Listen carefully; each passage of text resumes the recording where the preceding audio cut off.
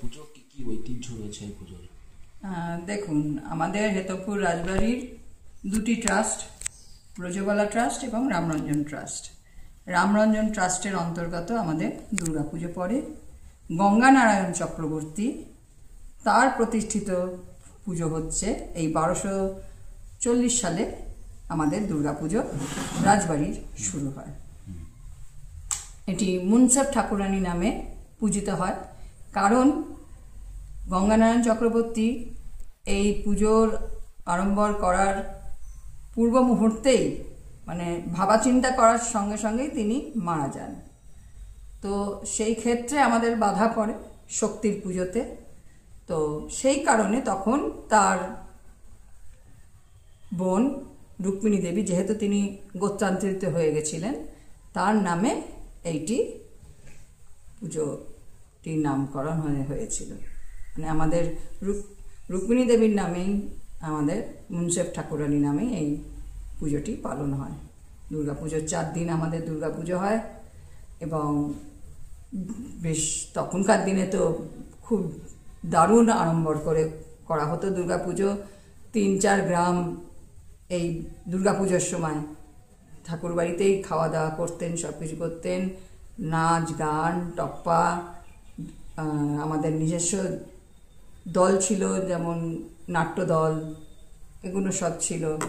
তো সেই সব কিছুই এই দুর্গাপুজোর সময় এক এক দিন এক এক রকম করে মানুষের মনোরঞ্জন করার মতন করে করা হতো।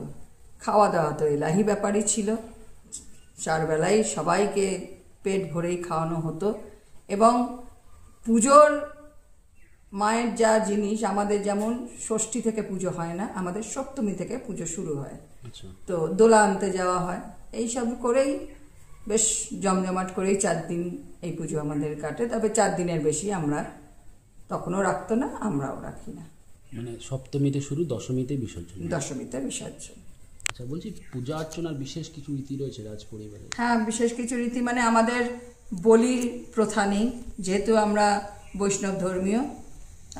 তো সেই কারণে আমাদের দুর্গা মন্দির আলাদা। আমাদের রাধাবল্লভ মন্দির থেকে এগিয়ে হচ্ছে দুর্গা মন্দির, তার পাশে একটি শিব মন্দির আছে। সেগুলো সব কিছুই আমাদের রাজবাড়িরই।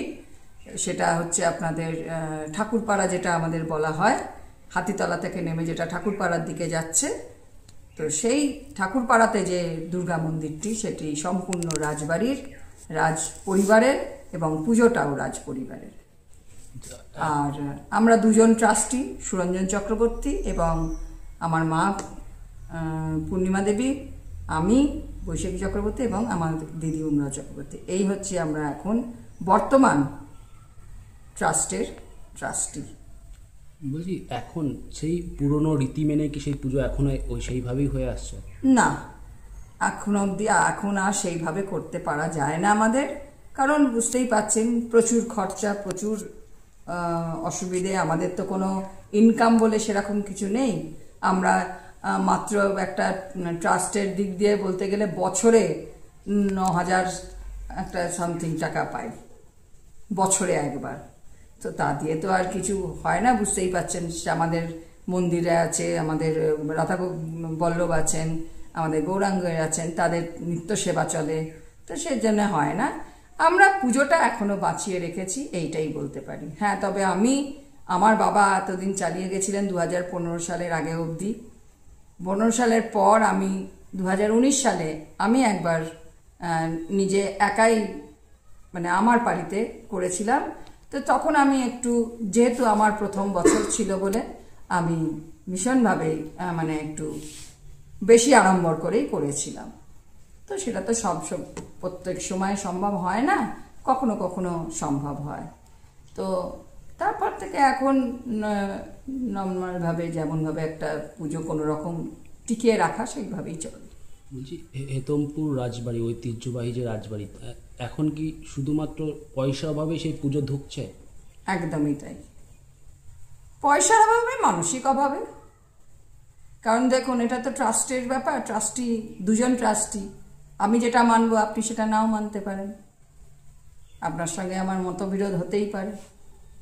তো সেই কারণে সেই সমস্যা আছে। আমি যদি 2 টাকা খরচা করতে চাই, আপনি বলবেন না আমি 50 টাকা খরচা করব। মতবিরোধ রয়েছে সেখানে। মানে আমি 50 পয়সা খরচা করব, মতবিরোধ রয়েছে।